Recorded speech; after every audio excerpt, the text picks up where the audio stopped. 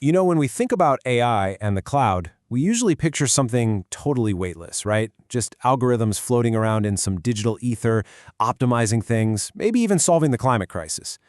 But the physical reality of the AI boom, it's built on massive amounts of concrete, steel, electricity, and water. And when you look closely at the environmental impact of all this infrastructure, you hit a pretty wild paradox. On one hand, industry reports are out there framing AI as this huge net positive for the climate. But on the other hand, academic and environmental research points to an escalating planetary burden. So the million-dollar question is, why do these reports contradict each other so completely? Today, we're going to treat this explainer a bit like a detective story. We're going to follow the data, dig into the accounting loopholes, and uncover the hidden discrepancies between those glossy industry sustainability claims and the raw, physical realities documented by independent researchers. Let's dive in. Here's the roadmap for our investigation. We'll start with the AI environmental paradox, then decode the sustainability metrics, look at the carbon accounting schism, and uncover the secret water footprint. After that, we'll weigh industry bias against academic reality, and finally wrap up with the transparency imperative. Okay, starting off with Section 1, the AI environmental paradox and its conflicting narratives. The contrast we're looking at here is absolutely staggering. From the corporate side, major tech companies are dropping annual sustainability reports filled with net zero pledges and huge renewable energy buys. They're basically presenting AI as a package deal, where the climate benefits totally outweigh the costs. But when you flip over to independent studies and civil rights research, they paint a completely different picture. We're talking documented, unprecedented strain on local power grids, skyrocketing emissions, and really severe ecological burdens placed right on the shoulders of specific communities. It's essentially a clash between this global, market-driven view of progress and a highly localized, resource justice view of sustainability. Moving right along to Section 2, decoding the sustainability metrics, or what I like to call the efficiency tug-of-war. Now, the granddaddy of all data center metrics is power usage effectiveness, or PUE. It's basically the ratio of the total energy a facility consumes compared directly to the energy actually used by the IT equipment itself, the servers and processors. In a perfect world, your PUE is 1.0, meaning every single watt is going straight to computing. But because you need massive amounts of energy just for cooling systems, lighting, and power distribution, most data centers operate somewhere between 1.2 and 1.8. Operators are literally obsessed with driving this number down so they can boast about their energy efficiency. But here's where the tug-of-war really kicks in. Enter water usage effectiveness, or WUE. This measures how much water a facility consumes relative to that exact same IT energy usage, with the industry average hovering around 1.8 liters per kilowatt hour. What our sources reveal is a super fascinating and honestly pretty troubling thermodynamic trade-off. You see, to improve your power efficiency, your PUE, you often have to lean heavily on evaporative cooling systems.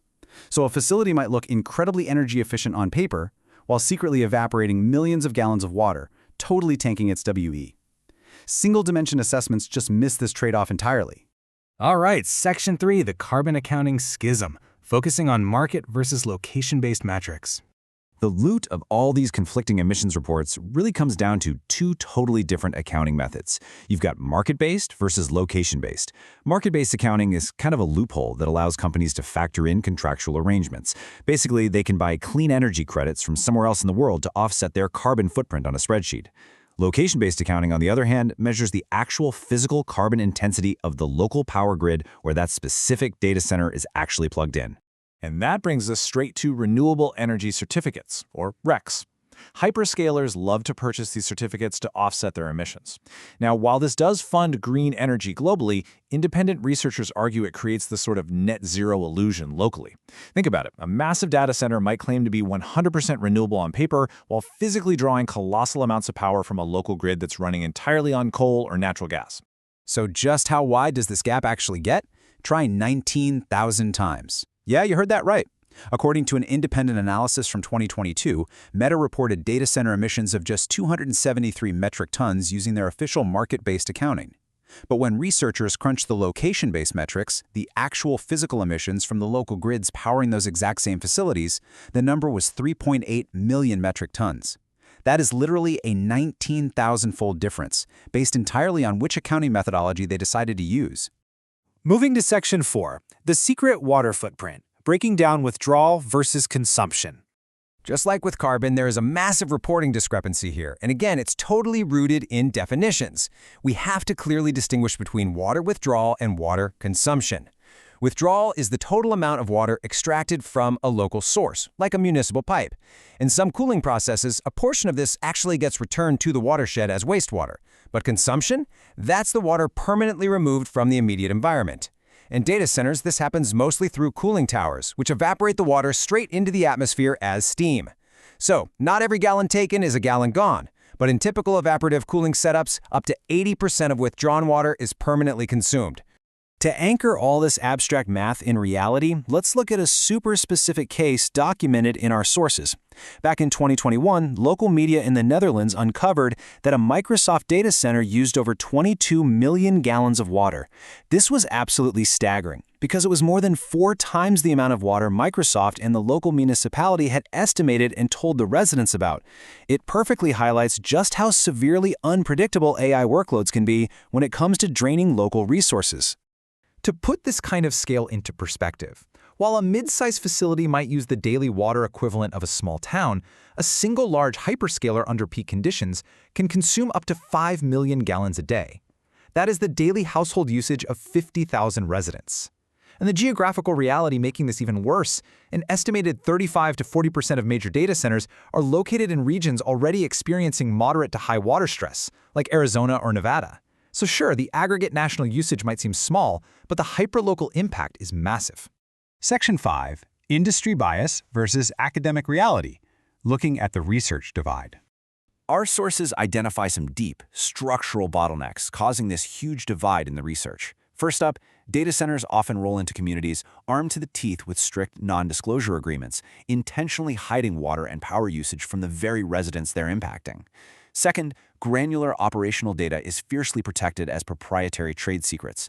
And third, there are massive funding biases. Industry-funded reports almost always focus on economic multipliers and efficiency gains, right? Meanwhile, independently funded academic and public health research tends to focus on the externalities, things like grid instability and environmental justice. When you actually break down the evidence behind the tech industry's claims that AI will somehow solve climate change, the data is pretty shocking. According to a recent review, 36% of these corporate statements cite absolutely no accessible evidence whatsoever. Another 29%, they just cite other corporate publications. Only 26% of these big climate benefit statements are actually backed by peer-reviewed, published academic science. Essentially, the narrative of AI as a climate savior is heavily reliant on an echo chamber of self-referential corporate literature. This whole situation creates a massive blind spot that researchers refer to as the black box of data gaps. Because hardware vendors won't share their embodied emissions data, infrastructure operators hide real-time power and cooling metrics, and big tech companies obscure their workload profiles, independent researchers are basically forced to just guess using estimates and industry averages. This total lack of transparency makes it almost impossible to verify the true ground-level environmental cost of the AI boom. Which brings us to our final section, Section 6, the transparency imperative, and how we can bridge this gap. As this quote from our source material perfectly summarizes, without rigorous transparency requirements, the actual demand for new infrastructure remains obscure. Look, for society to make informed decisions about resource allocation, the industry just cannot keep relying on design estimates and paper offsets. We desperately need standardized, real-world operational measurements. Moving forward, data center growth has to go hand in hand with rigorous transparency practices if we're going to align it with our actual climate reality. We rely on these incredible tools every single day, marveling at the frictionless magic of artificial intelligence.